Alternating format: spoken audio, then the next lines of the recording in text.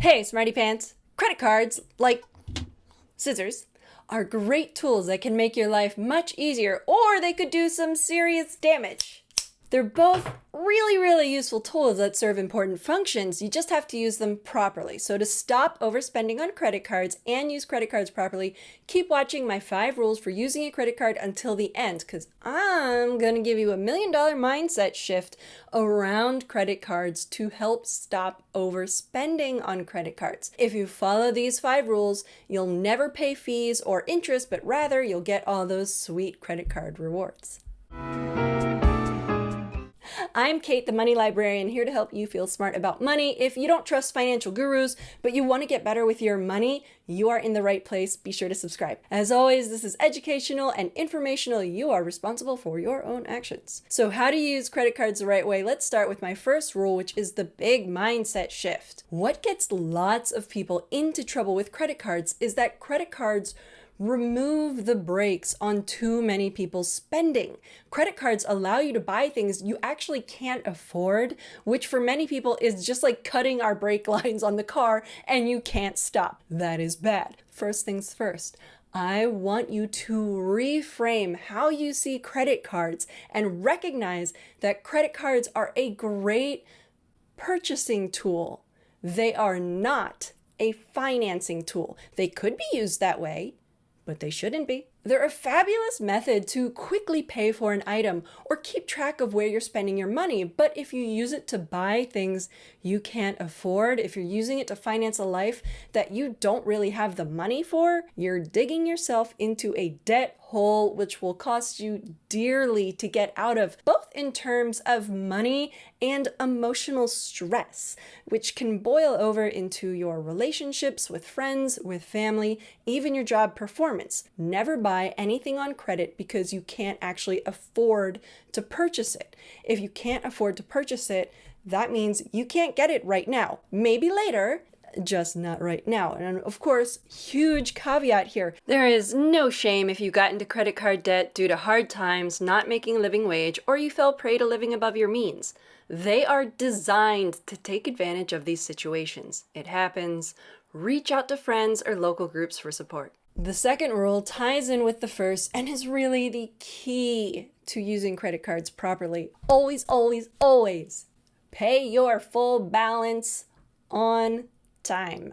1 month, you might only have $10 in interest, and you're like, well, that's no big deal. But if you keep doing whatever it was that caused that $10 in interest, within the year, you'll be paying $100 in interest every single month. And that's when credit card debt starts to really spiral, and that can happen very fast. P.S. It is a myth that you should carry a balance to increase your credit score. Just don't do that. To increase your credit score, all you need to do is use your credit card, pay it off on time, not to use too much of your credit card. See my other video on increasing your credit score. I have a free 24 easy money moves checklist with tons of not tons, 24 precisely, creative ideas for helping you to save more, stress less, get financially confident, take control over your money, all that good stuff. Link in the description. The third rule is to be wary of credit cards with annual fees. Most points are worth 1 cent. So some travel cards can be like up to 2 cents, but usually you can do a transfer of, if it's 100 points, that's $1, 1,000 points is $10, 10,000 points is $100. However,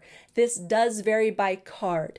So if you have a card with an annual fee, look into the card perks and be sure you're getting enough of those perks to make that fee worth the rewards. Fourth rule, only buy things that you were gonna buy anyways. Don't buy things just to get credit card points. I want you to think of credit card companies as casinos. The house always wins. They know what they're doing when they offer you those points and rewards and whatnot. It's because they're trying to get you to buy things that you weren't going to buy anyways. They have run the numbers, and far more often than not, you are going to spend more than you will make back. This can be tricky, even for me, because maybe I'm on the fence about buying something. Like I find a cute $60 shirt or something. I'm like, maybe, I don't know. And then I remember, oh, I get 10% off if I use my credit card. Suddenly, okay, that gave me permission to buy it. Did it? Not really. The thing is, most of us focus on the money that we're saving. I'm saying, oh, 10% off a $60 shirt is $6. I saved $6. Whoop-de-freaking-do. I also spent $54. So I want you to focus on the money that you are spending, not the money you're saving. If an item is genuinely worth that money to you, cool. You're going to buy it anyways. Great. But if it's not, if you're just doing it to get the rewards of the points, not worth it. If it wasn't worth it for you full price, probably not worth it for you with those rewards. Fifth rule, look over your transactions every month. It will take you a minute. If you do this like every week, it'll take you even less time. And this is good for two reasons. First off, it'll just make you more aware of where your money went. And that way you can become better at making sure your money is going where you want it to. But secondly, millions are stolen every single year in tiny increments from people's credit cards. Dumb thieves will charge an $800 TV to a stolen credit card. Smart thieves will charge just a few bucks here and there, because most people aren't going to notice a few bucks here and there. Pretty much everybody is going to notice an $800 TV. Like, share, subscribe, do all this stuff. Leave me comments, good comments, positive comments, only positive comments, if you found this useful. Cheers!